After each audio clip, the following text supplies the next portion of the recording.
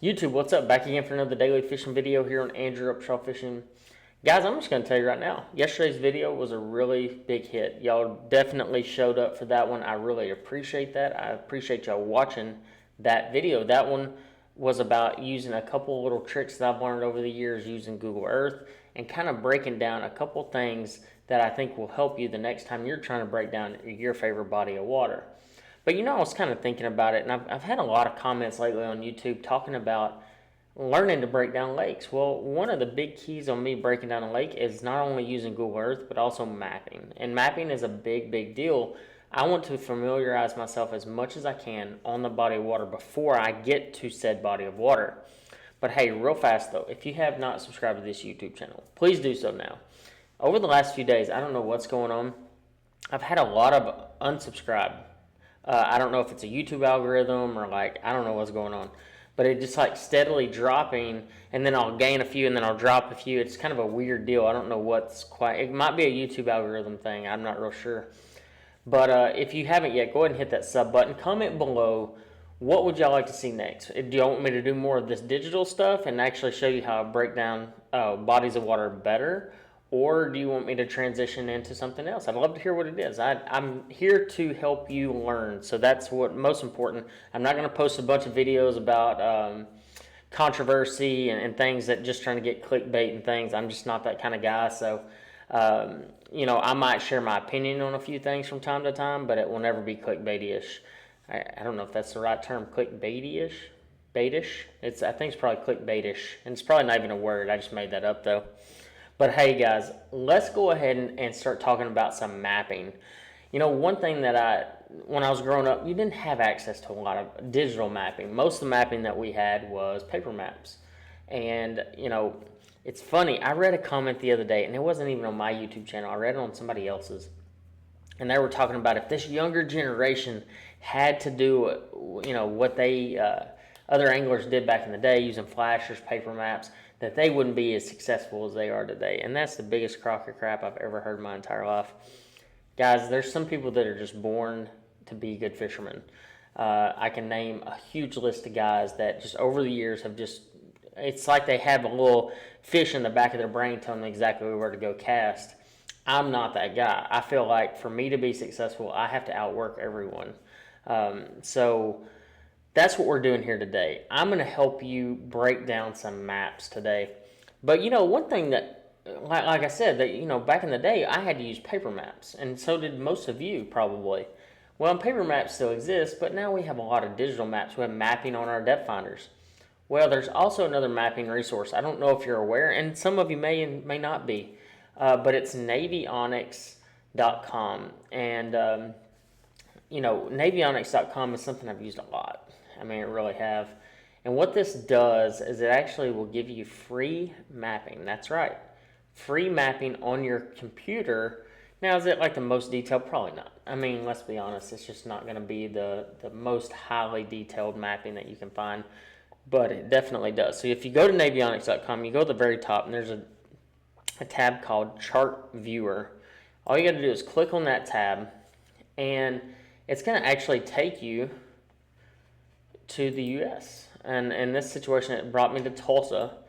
And, today I was sitting there thinking about, what lakes would be good to break down. And, one lake that, I'm just going to be honest, guys, a lot of people fish all the time, and that's Sam Rayburn.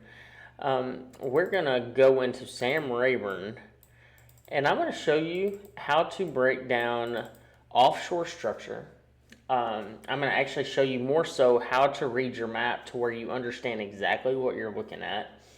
And so when you get to the body of water that you're fishing, you can really say, okay, I have these few ideas, these kind of places that I'm looking for. And you kind of, once you get to the body of water and you start fishing, you're like, okay, I've caught all my fish on steep banks. You remember based off of all your map study on Navionics, Google Earth, that you can actually go back to those places and catch fish. So we'll go to a very, very popular creek on Rayburn, and that's Beach Basin. Beach Basin has probably some of the most unique cover on the lake. It used to be the creek or the basin on the lake that you would have to go catch fish. I mean, it had A great population of grass. The water color was good. Everything was good. Just had everything you'd want. A lot of bait, just everything. Well, when it comes to offshore fishing or reading your maps and trying to understand what you're looking at, sometimes they can be a bit intimidating, and sometimes we don't know everything that we think we should know, or maybe we need to learn a little bit more. I can tell you guys, I learn something literally every single time I'm out on the water. And, if my dad told me a long time ago, if you're not learning every time you go, you probably need to quit and go do something else. And I promise you guys, I still learn to this day. So the first thing I'll show you is what you would consider a channel swing. You hear the term, the coin term channel swing banks and stuff like that.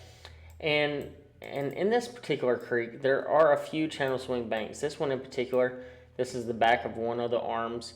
As you can tell, the channel, if you see the cursor on my mouse, the channel actually turns right up here next to the bank, kicks off, makes a little point, and turns back.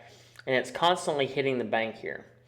So that's what you would consider a channel swing bank. And, I know it's such a simple term, but sometimes people don't quite understand, especially down on lakes like Sam Rayburn and places like that, because let's be honest, guys, we don't have the rock and all that kind of stuff. So sometimes that stuff kind of gets lost in the fact that we have so much grass and wood and everything like that. So that's your simple channel swing bank right there.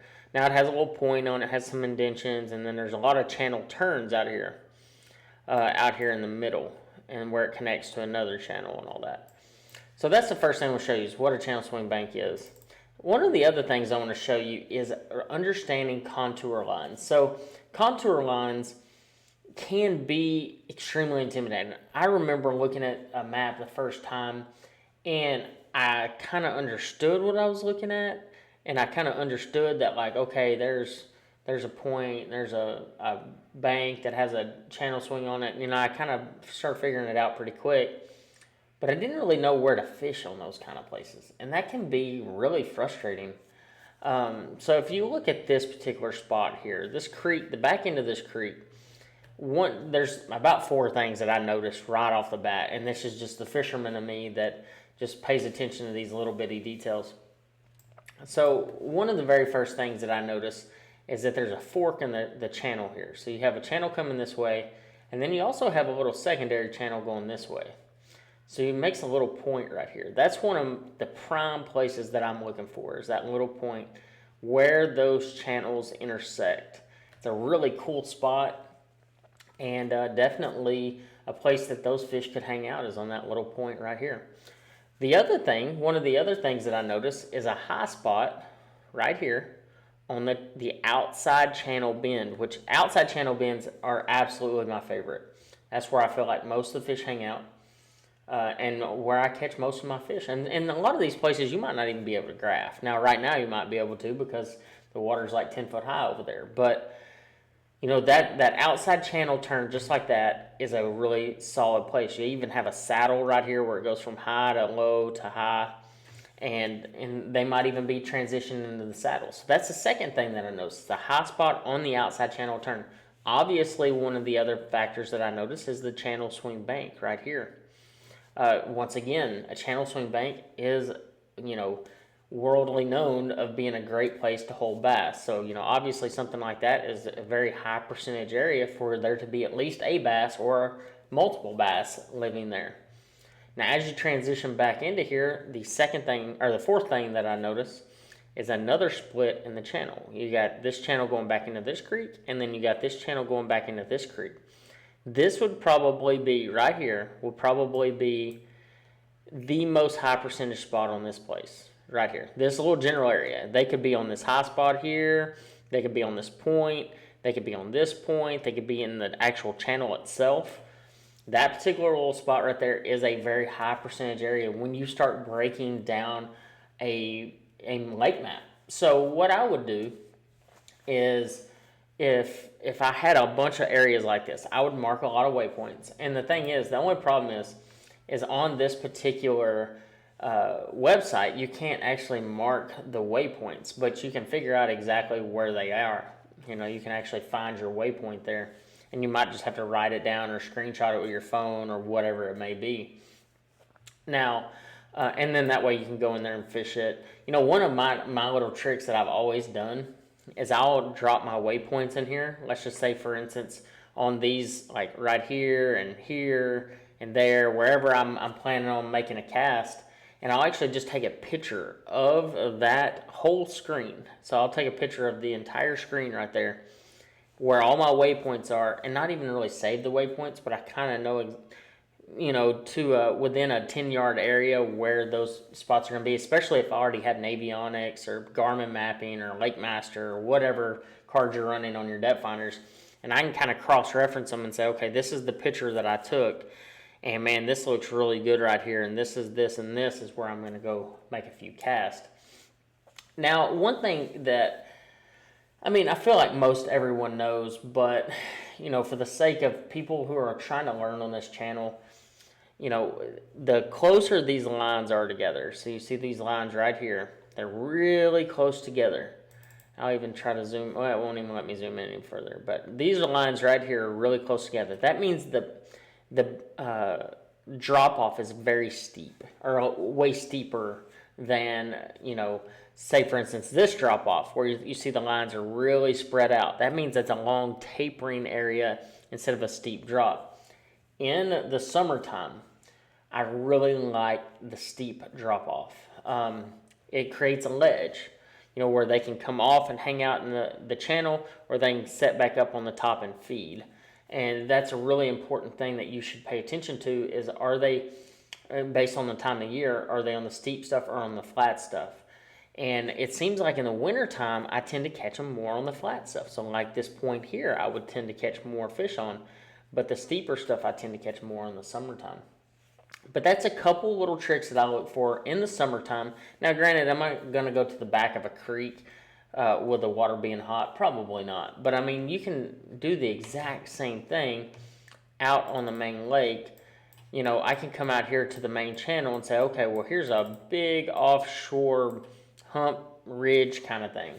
Okay? You know, naturally, everybody's just going to fish the circle of this. They're going to fish all around the edge of it and just kind of like randomly fish this, graph it, you know, graph all these little channel indentions and all that. But I feel like that's a mistake a lot of times. You know, most of the time, the fish aren't going to be sitting out there because they do get graphed and fished so much, especially in the summertime. So that's where I have a tendency to try to go off the beaten path. You know, when I look at this particular situation right here, you know, this big ridge, and this is a ridge that runs all the way out in the middle of each basin, I'm going to say, okay, I know where everybody else is fishing and where everybody else is graphing, because it's pretty obvious. You can go out there for 30 minutes and see 20 boats roll up and graph the exact same stuff.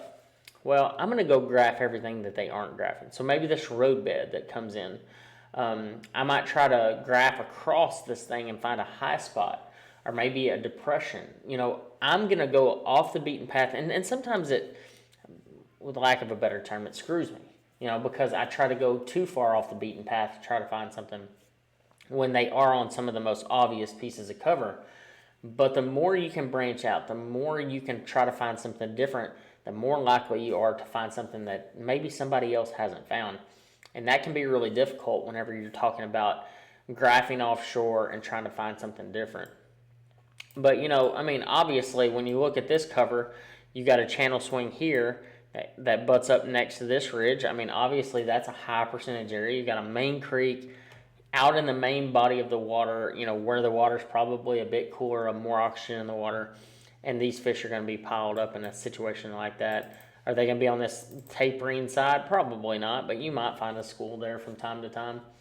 But, I mean, if you just look at the map, you can really, like, hone in on a few places that will be high percentage areas the next time you're on the water. But guys, real fast though, I'm just going to tell you flat out, when it comes to breaking down a body of water, I'm not necessarily, for me, I'm not just going out there marking a million waypoints, because the last thing I need to do is be trying to run around and fish a million spots. What my primary goal is whenever I'm breaking down a body of water is I'm saying, okay, I'm going to go fish. I'm going to go try to find a couple fish. And say, for instance, I've studied this entire lake, and I've looked at every inch of this lake. And in my memory bank, I'm just constantly going to say, okay, I remember this flat bank. I remember this channel swing. And if it's a really high percentage spot that just looks awesome, I might drop a waypoint so I don't forget it. But if I go out there and I'm start fishing and I catch, I figure out that they're on, let's just say channel swing banks up next to ridges like this. And I figure out that they're on something like that. In my memory bank, I'm going to say, okay, I remember there's one here, here, here, here, and here. And I can just run around and fish these high percentage areas that I just happen to remember. And that's in certain situations you need to waypoint them. But in the same token, if I'm getting bit on flat points or a ridge that butts up next to a point or next to a high spot or maybe where some grass is isolated out on the edge of a ridge that's next to a channel swing, whatever it may be, if I constantly try to focus on that, I can actually use exactly what I found in pre-practice, what I consider pre-practice or using my technology. I can find these places and remember them and utilize them on tournament day or even during practice to help me catch more bass. But guys, hey, I really hope y'all enjoyed this video. If you can, share this video with a friend and comment. Don't forget to comment below if there is a video idea that y'all would like to see. Make sure you post that. I'd love to hear some feedback on what y'all would like to see. I take every comment seriously, and I really enjoy the interaction that I get with you guys. I hope you enjoyed this video, and I'll see you on the next one.